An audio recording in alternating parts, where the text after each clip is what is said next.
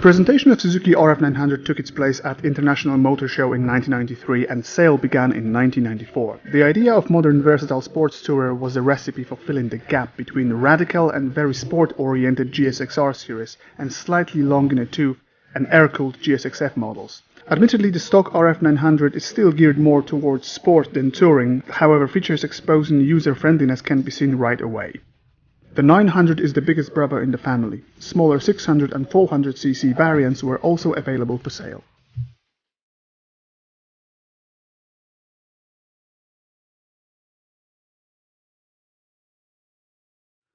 One of the most controversial aspects of this machine is its looks. Angular and futuristic design was somewhat of a shock in mid-90s, nevertheless some buyers fell in love with it and the bike gained huge and unremitting following. There is a theory that Suzuki's designers chose this particular shape purposely to make their new product resemble iconic Ferrari's car. In fact, looking at beautiful side louvers in Testarossa, you can definitely tell that some of that design story can actually be true.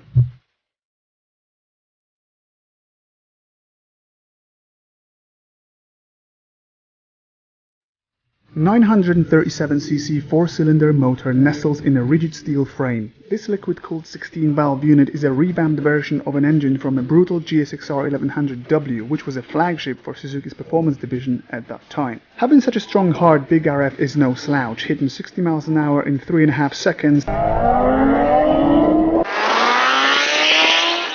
and pulling hard until it reaches its top speed of 165 miles per hour.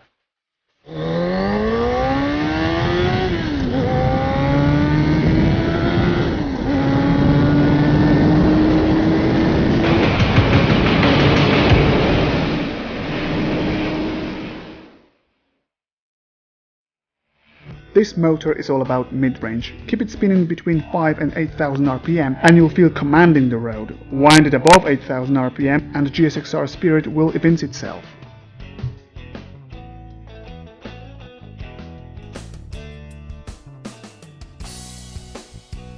As previously stated, this machine is manifesting sports lineage but also everyday usability. 21 liters tank will suffice for about 180 miles if you ride steadily, and seat is wide and passes the test of comfort.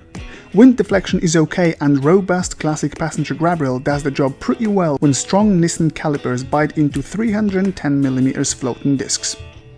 Gauge cluster has the necessary, but you won't find the clock or fuel gauge. Flashing yellow reserve light will let you know when to refuel. Finally, there is some little extra storage room beneath the seat and very ingenious cubbyhole at the front.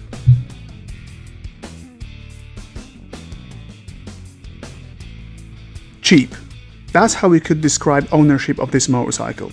It's fairly cheap to buy, easy to work on, there's millions of parts available out there, and what makes things even easier is the fact that many components are interchangeable with other GSX, GSXR and Bandit models.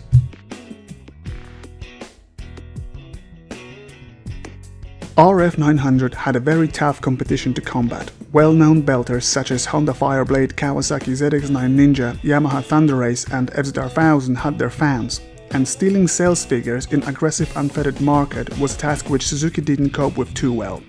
Contemporary trends were pushing the class towards light and nimble supersports constructions, and finally after a few years of production Suzuki decided to discontinue its RF series.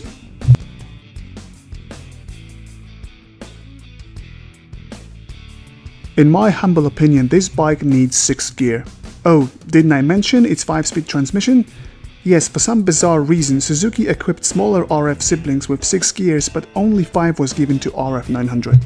Common glitch for many Suzuki sports motorcycles from that era was 2nd gear slippage. In some bikes, 2nd gear likes to pop out under very heavy acceleration. Many attribute that to brutal and reckless riding, as there's many RFs out there with over 60,000 miles on the clock and without any transmission failures. Later models may suffer from failures of rubber alternator coupling. Good news is that you could swap your faulty unit for tough shaft-driven one from the early models. Apart from the aforementioned, RF900 is a robust machine that will soldier on almost forever when looked after. As an evidence, I will use my own bike, which never failed me in my 5 years ownership.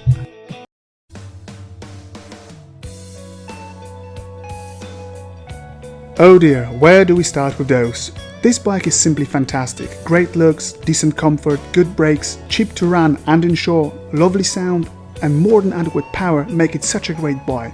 Here I present you with a dyno chart of my own 23-year-old motorcycle, which still pulled 117 brake horsepower at the wheel. That translates to about 130 horsepower at the crank. After so many years of service, I find this result more than satisfactory.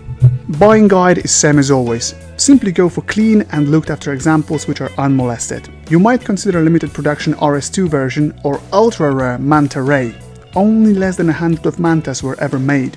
Before I end this review, I will only add that Suzuki RF900 actually holds a world record which was set in 90s. But the rest about that you will probably Google yourself. Thanks for watching, till next time.